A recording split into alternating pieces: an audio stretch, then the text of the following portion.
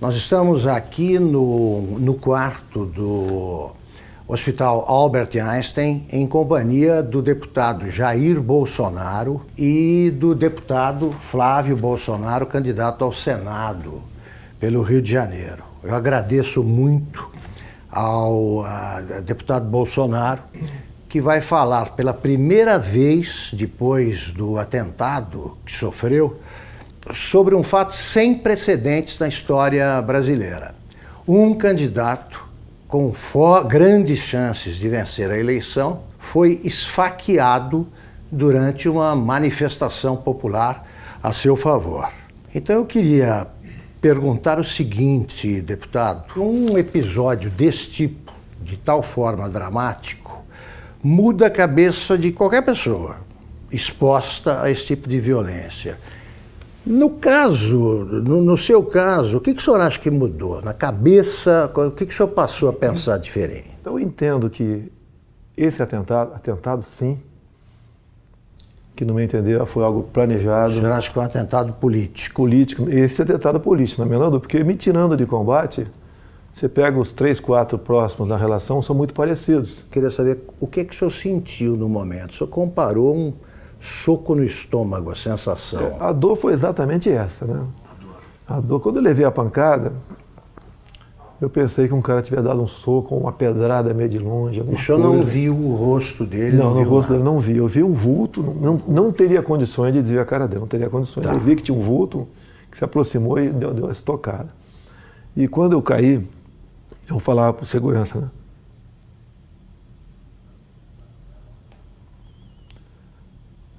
Foi uma porrada no estômago. Porque eu olhei aqui, levantaram a camisa, tinha um cortezinho, mas não sangrava. Foi uma porrada no estômago. Começou a passar o tempo, igual aquela bolada que tirava no futebol. E a dor não passava. E eles já estavam, os seguranças foram excepcionais, né? Os colegas meus da Polícia Militar, da Polícia Federal, tinha mais gente de outros órgãos, com toda certeza, me levaram rapidamente para o hospital. Bem, o que eu fiquei sabendo lá no hospital? Na Santa Casa de Juiz de Fora. Aconteceu vários milagres, né? Primeiro, o cara deu uma facada e rodou. Ele rodou para matar mesmo, o cara sabia o que estava fazendo. Daí já vem esse papinho que ele já foi açougueiro. Açougueiro, ajuda de pedreiro, já começa essas conversinhas todas aí. Tá? E por questão de milímetros não atingiu veias aqui que não teria como eu resistir. Foram em 3 lugares no intestino fino e um no grosso, onde espalhou fezes por aqui tudo. Me levaram para o hospital. Eu ainda não sabia o que tinha acontecido, né? Bem, resumindo, foi drenado mais de 2 litros de sangue, 35 pontos, levei aqui, abriram tudo, botaram tudo para fora. Me disseram que eu acordei 2 vezes durante a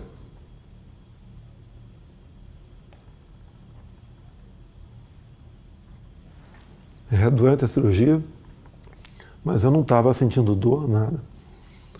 E depois fiquei sabendo, quando eu acordei, que, não sei se era noite ou madrugada, eu estaria sendo transferido para cá, para Alberto Einstein. O senhor chegou a perder os sentidos lá? Não perdi os sentidos lá. Não perdeu os sentidos? Nem até chegar ao hospital.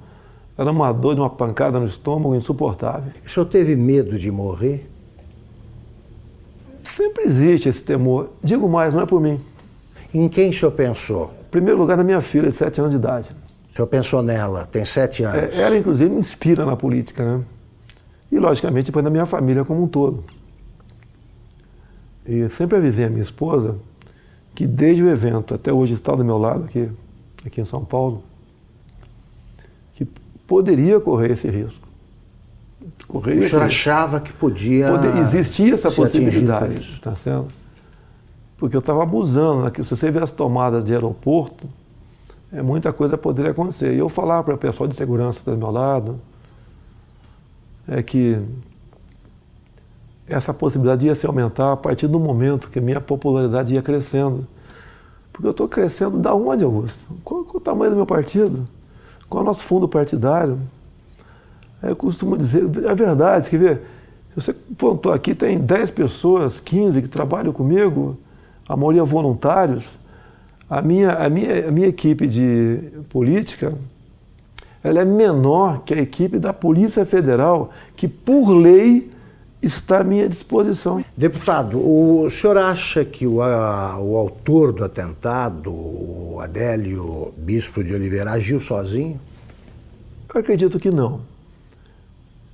Ele não é tão inteligente assim, não. Né? Que um ato como aquele, a tendência natural é ser linchado. Então ele foi para cumprir a missão, quase que na certeza que não seria como. Teria gente ao lado dele. E isso realmente, pelo que eu ouvi dizer, não tenho certeza ainda, a Polícia Civil lá de Juiz de Fora está bem mais avançada que a Polícia Federal. Porque o depoimento que eu vi do delegado da PF que está conduzindo o caso, realmente um depoimento para abafar o caso. Eu lamento o que eu ouvi ele falando, dá a entender até que age em parte como uma defesa do criminoso. Então, isso não pode acontecer. Eu não quero que inventem um responsável, longe disso. Quer que apurem o caso. Eu falar que tal partida, tal não sei o quê, não. Dá para apurar o caso, dá para apurar. Tem uma passagem dele pela Câmara, ou melhor, uma passagem falsa dele pela Câmara, no dia 6 de setembro. Quando tu vai na Câmara, ô Augusto, você se identifica, eu estou no anexo 4, no gabinete tal. Ou é fotografado. Tal. É fotografado. Então quem foi que... Isso seria um álibi no futuro, que se não fosse pego ali, não, ele esteve na Câmara. Então, a Câmara dos Deputados, estou também junto ao pessoal do meu gabinete, a Polícia Legislativa trabalha com muita lisura, tenho muita amizade na Polícia Legislativa. A imprensa tem que apurar. A imprensa tem que apurar. Sabe que tem parte da imprensa que tenta acalmar o negócio ali, né? Mas tem que apurar. Porque o que está em jogo é o poder. Eu chegando lá, nós quebraremos o sistema. Não é na ignorância, não. É na lei. É na lei. Deputado, aliás, que tipo de castigo o senhor acha que o seu agressor merece? É uma tentativa de homicídio, né? Tem que ser o que está na lei. No Brasil não existe pena acima de 30 anos. Agora, eu costumo dizer muitas vezes, tentativa de homicídio, ou seja, eu estou vivo por milagre. Por que a pena dele tem que ser abaixo de um homicídio em si? Vamos mudar isso no futuro, se Deus quiser, caso seja presidente. E mais ainda, acabarmos com progressão de pena. E não ficar dando ouvido a entidades de direitos humanos que o presidiário vive em más condições. Quem estaria em péssimas condições de dia seria minha família se eu tivesse morrido. O senhor acha, para evocar argumentos invocados por adversários, que essa pregação do senhor contribuiu para a radicalização que teria levado a esse tipo de ato, de atentado? Como é que o senhor vê esse argumento? Exatamente o contrário. Eu sou vítima daquilo que eu combato. Eu costumo dizer nas minhas máximas, né? Eu prefiro a cadeia cheia de vagabundo do que o cemitério cheio de inocente. Eu tenho projetos em Brasília, muitos deles inspirados na legislação de alguns estados norte-americanos, como, por exemplo, a lei dos 3 crimes. Lá, Augusto, se o elemento comete 3 crimes, não interessa quais sejam, tem estados que você começa com 25 anos, inafiançado, não, sem progressão.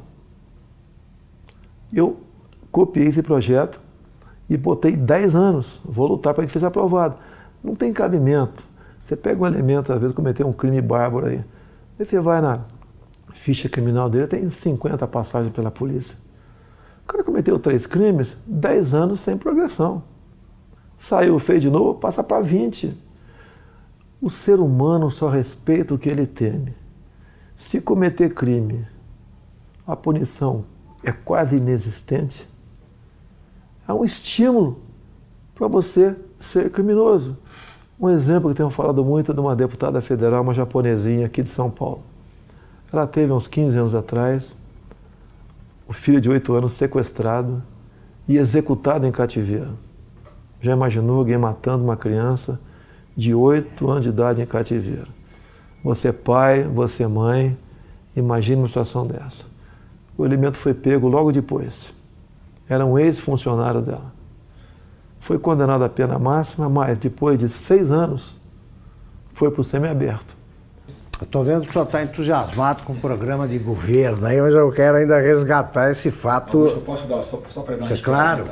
Eu quero dar um depoimento aqui do sofrimento, da angústia nossa quando aconteceu. Eu ia te perguntar como é que foi vista a coisa do outro lado ali. Meu irmão Carlos, ao lado e do outro lado. Meu irmão Carlos está acompanhando meu pai direto nessa agenda, dando suporte para ele, pô, importantíssimo, né? E eu fiquei sabendo por um jornalista. Eu estava saindo da sessão na LERJ, me ligou, seu pai está bem? Eu fiquei sabendo que tentaram dar uma facada nele lá em Juiz de Fora. Você estava onde? Eu estava na LERJ. Aí quando ele percebeu que eu não sabia o que tinha acontecido, ele falou assim para mim, pode ficar tranquilo que, pelo que eu sei, não foi nada grave não. Foi um sentimento que eu não tinha sentido antes. Eu subi, fui no gabinete de um deputado, que eu estava indo para conversar com ele, um deputado evangélico. Rapaz, quando eu cheguei lá, tinha uns 15 pastores no gabinete dele. E eu não sei porque eu sabia, me deu uma vontade, eu comecei a chorar muito, explicando o que tinha acontecido, sem saber o que tinha acontecido, né? E aí, você não sabia? Não sabia, mas eu chorava com medo do que pudesse acontecer, mas tinha certeza que não ia acontecer o pior. Pressentiu? Tinha certeza que não ia acontecer o pior. Mas pressentiu que podia ser uma fiz aquela oração, todo mundo ali, pela saúde dele. Eu entrei no carro, foram as horas mais longas da minha vida no trânsito, que era a véspera de feriado. E aí eu sabia assim, meu irmão tá lá com ele, tá bem cuidado, tá num bom hospital. E aí, mas eu fui me acalmando no caminho, né? Aí quando eu cheguei lá, que os médicos me explicaram o que era, é que eu falei assim, cara, foi milagre, esse cara não sabe o que aconteceu ainda, ele estava acordando meio grogue. Você achou que seu pai poderia morrer? Eu em momento algum achei que ele fosse morrer, em momento não. Algum. Eu tinha uma paz dentro de mim que isso não ia acontecer. Mas quando eu vi o que tinha acontecido, a gravidade, o que os médicos me contaram, meu irmão me deu uma noção do que tinha acontecido também. E aí olha só o que esse cara me falou. Ele chamou perto, ele não tinha muita força para falar na hora. E aí ele me chamou pertinho da boca dele assim, né? Encostei o ouvido nele. Não foi com essas palavras, foi assim, se deram mal, tô vivo. O cara no momento desse não tá pensando na saúde dele, tá pensando no todo, no que ele representa. Então, eu tenho cada vez mais orgulho dele. Muito. E agora tá aliviado. É um choro de alívio, né? E certeza de que Deus está preparando uma coisa muito grande para o nosso Brasil e está usando o cara aí. Com certeza. Deputado, o senhor costuma ser apresentado assim pelos adversários como um risco à democracia, né? Eu gostaria que o senhor dissesse o seguinte, quer dizer, a democracia, o senhor vai defender a democracia acima de tudo? Que recado o senhor dá para quem duvida que o senhor seja um admirador do regime democrático? Esses caras que falam que são um risco para a democracia, na verdade, são um risco aos esquemas dele. Não vai ter mais indicação para BNDES, Banco do Brasil, Caixa Econômica, Banco da Amazônia, Banco do Nordeste, com esse critério. Botar lá a indicação de um amigo para que use essas instituições em causa própria. Isso vai deixar de existir. O exemplo mais claro foi o BNDES. Todo mundo sabe o que aconteceu lá. Então eu sou um risco, sim. Eu não sou um risco àqueles que vivem pendurados em estatais do governo. Nós temos em torno de 150 estatais. Conversei com o Paulo Guedes, que rapidamente... Vai privatizar estatais. Eu falei, Paulo Guedes, nós vamos priorizar um estudo muito acurado, não vamos fazer injustiça com ninguém. Mas algumas serão privatizadas, certamente. Vou dizer muitas. Tá? No governo do PT, umas 50 foram criadas. Temos até o estatal do trem-bala, eu não sei ainda. Isso. Tem lá algumas dezenas de apadrinhados ganhando uma fortuna por mês. A tal da EBN também é outra que você tem que olhar com muito carinho, porque é um orçamento de um pouco mais de 1 bi por ano, uma TV que ninguém assiste. E está lá, amigos do rei estão lá. Então essas estatais que são ociosas, com toda certeza serão privatizadas. Agora existem estatais que são estratégicas. Tenho conversado com o Paulo Guedes, né? Banco do Brasil, Caixa Econômica. Para mim são estratégicas. Então isso daí estão fora de cogitação. E mesmo assim, temos outras, você tem que ver o critério, o modelo para privatizá-la. Não é jogar para cima quem pegar pegou. Tem que examinar. E uma grande preocupação que nós temos. Nós não podemos ser inquilinos de nós mesmos aqui no Brasil. Tem um país aí fora, China, que nós queremos manter relações comerciais com eles, sim, até há interesse por parte deles, mas não podemos permitir que a China ou qualquer outro país, em vez de comprar no Brasil, venha comprar o Brasil. Perfeito. Deputado, a ex-senadora Marina Silva disse o seguinte, que a prova de que as ideias do deputado Jair Bolsonaro não funcionam, sabe que a prova disso foi o próprio atentado, porque tanta gente protegendo não conseguiu impedir que o ataque acontecesse. A Polícia Federal falhou? O senhor notou falhas no esquema de segurança? O ambiente não tem como você ter um sistema de segurança perfeito. É um tumulto ali, né? Eu vejo pela televisão. E eu sempre falava com eles da possibilidade, né, crescente disso acontecer, tendo em vista o nosso crescimento junto à opinião pública. Então eu não culpo a Polícia Federal, não. Eles até ajudaram muito com os policiais militares do Rio que estavam comigo lá. Isso vai evitar, evidentemente, esse tipo de manifestação. Não, eu até as eleições, eu estou em alta até o dia 31. Sim. E a recomendação, eu não posso sair de casa. Se eu levar um esbarrão na rua com a situação que eu estou aqui, pode botar tudo a perder. Então eu não posso ir para a rua, realmente. Eu peço a compreensão dos amigos. Pretendo, a partir do dia 1º, agora, em todo o horário eleitoral gratuito, fazer uma live e conversar com o pessoal sobre as eleições. A última que fizemos, chegou live, né, ao vivo, está 275 mil pessoas presentes. Então está com uma aceitação muito boa, porque eles acreditam que a nossa proposta sempre é a verdade acima de tudo. E o Brasil também, né, como o nosso alvo principal, ninguém entende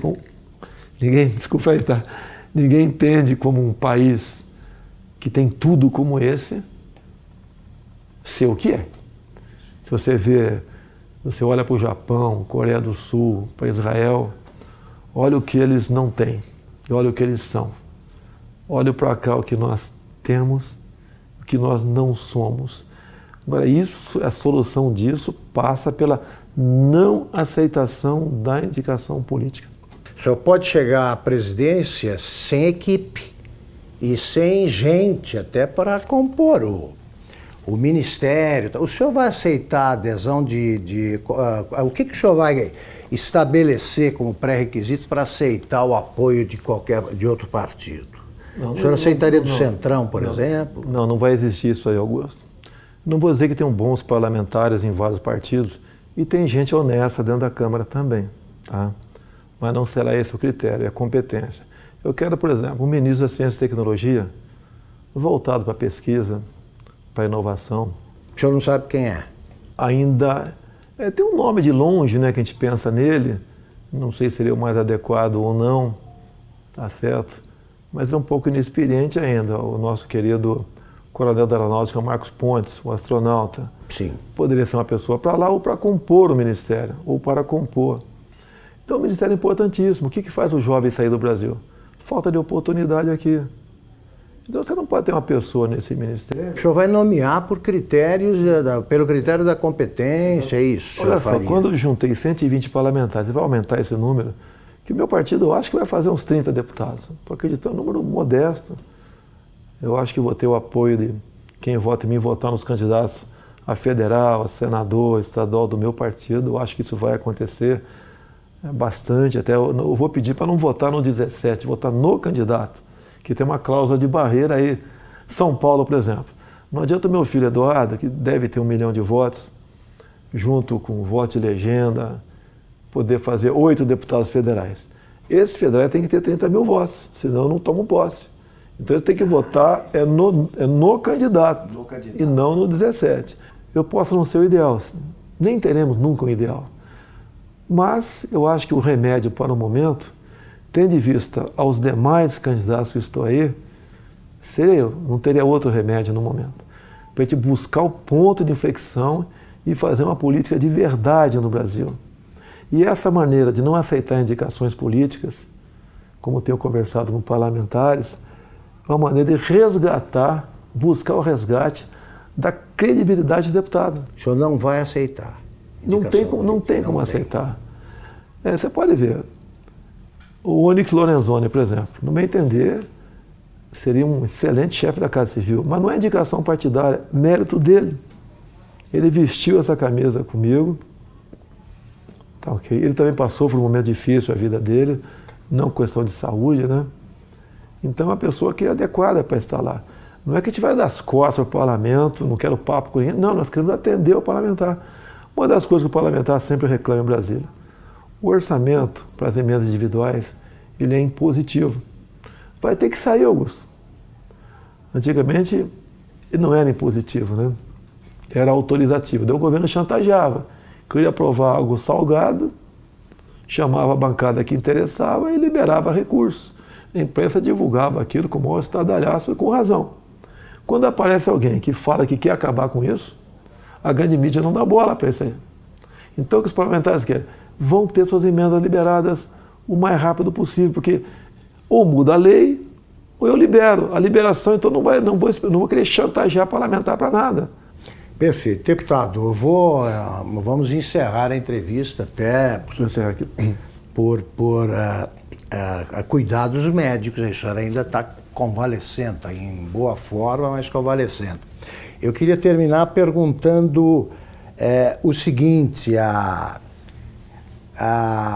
o senhor acha que o Brasil, hoje, de modo geral, precisa se tornar mais tolerante? O ambiente está muito radicalizado. Que recado final o senhor dá sobre esse quadro brasileiro? Eu vou falar o Brasil. Há uma certa potencialização em cima disso também.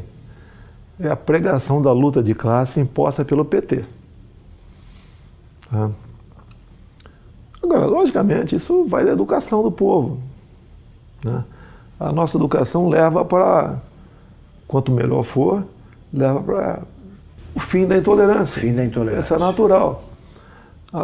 As provas internacionais do PISA, entre outros aqui, você vê que o Brasil não vai bem na educação de há muito tempo. Você tem que investir nisso para jogar na ponta. Tá? Agora, da minha parte, eu nunca preguei ódio. Eles dizem que eu prego ódio. Você não... Eu vi uma matéria dizendo, o Bolsonaro agride gays, negros, mulheres.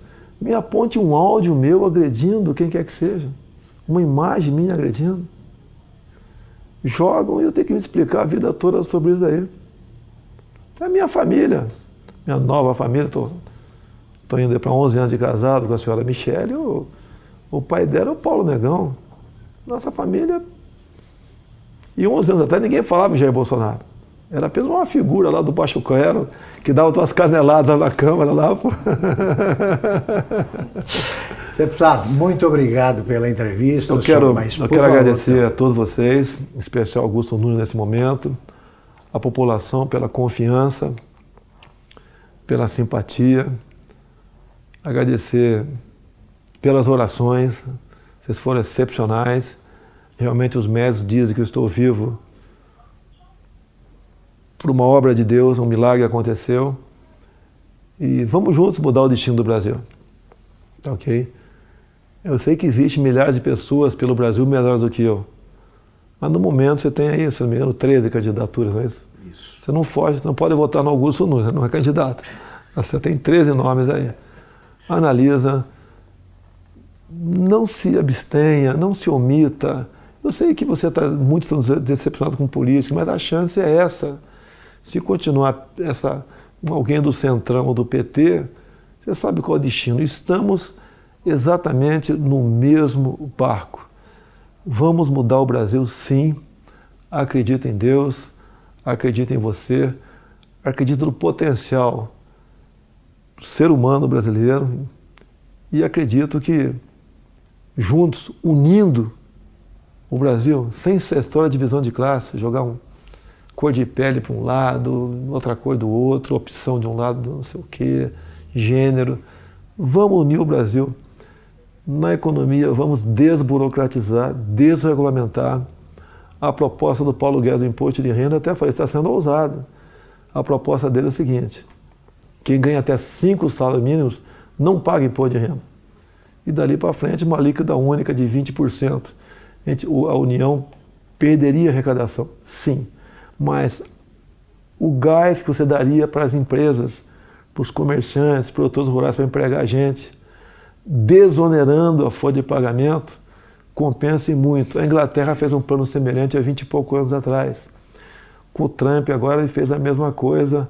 Se não me engano, está baixando para 20% o imposto das empresas, né? Isso. Então, deu certo.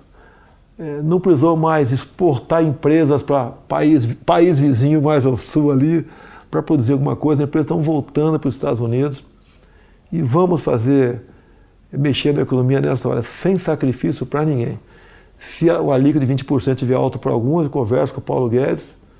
O Paulo, em vez de ser acima de 5, 20, até 10, 15, dali para frente, resolve essa parada aqui. Eu só falei uma coisa, Paulo, no final eu quero uma coisa, que a União arrecade menos. Muito bem, muito obrigado, deputado. Obrigado, deputado Flávio.